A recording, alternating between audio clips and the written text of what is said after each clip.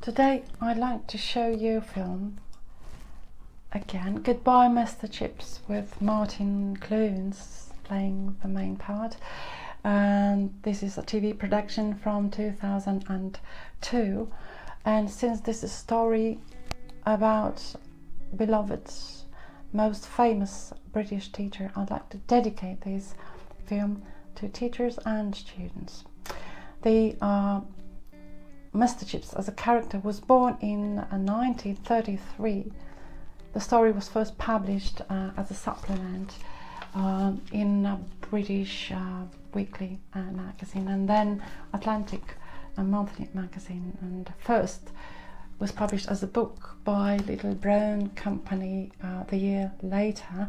And since that was the Great Depression era, so the company published limited number of copies, but it was but the public demand was such high that the company reprinted it for quite some time, even twice a month. Then the same year, the British company Hodge and Sloten printed it, and again with great success. So the James Hilton, the author, became best-selling one. And so then based on this story, a lot of adaptation been made. Radio adaptation 39 by BBC, then theatre adaptation, the theatre playing in 1939, and then again 39 first movie production, and probably most famous film, big screen production, was made in 1969 with Peter O'Toole playing the main character, and then TV again in 84, and this one. So we meet Mr. Chipping when he arrives to Brookfield public school, boarding public school for boys, when he's in his early 20s.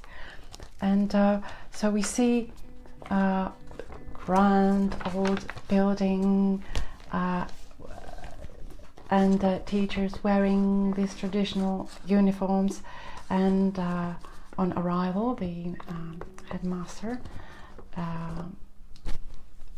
said, "I must warn you, the boys are most energetic."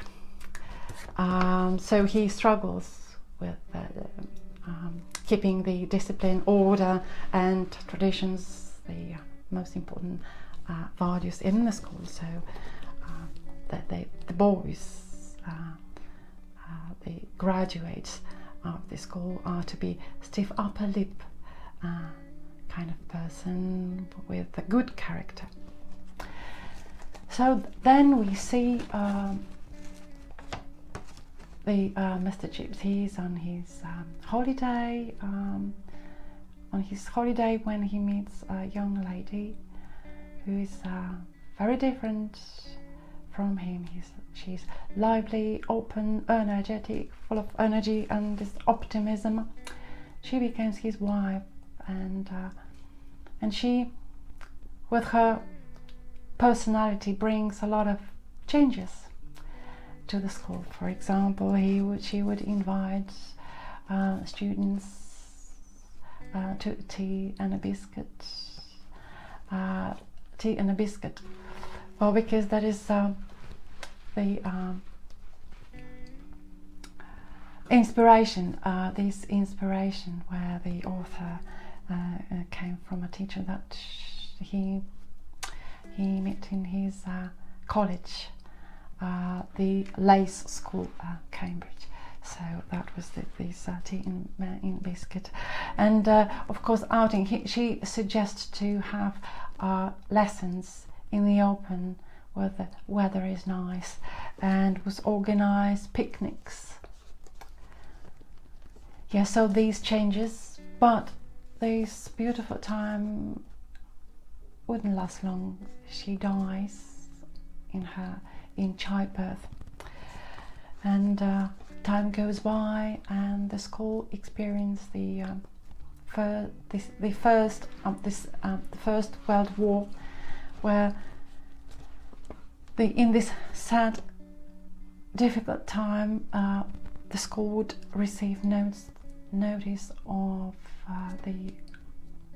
the boys being killed one by one, and other changes are being introduced.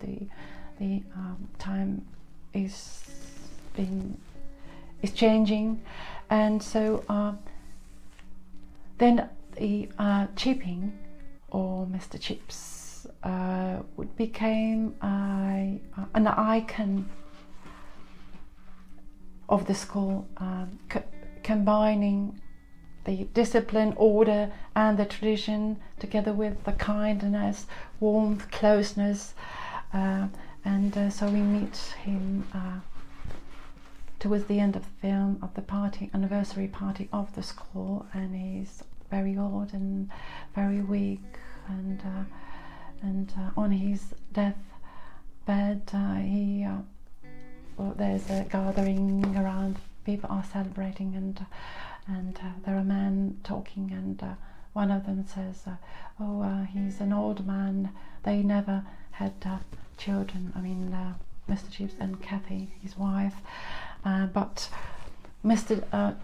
Chips thinks to himself, oh no, I had thousands of them, all boys. So this is very parent-like attitude. So yes, this film will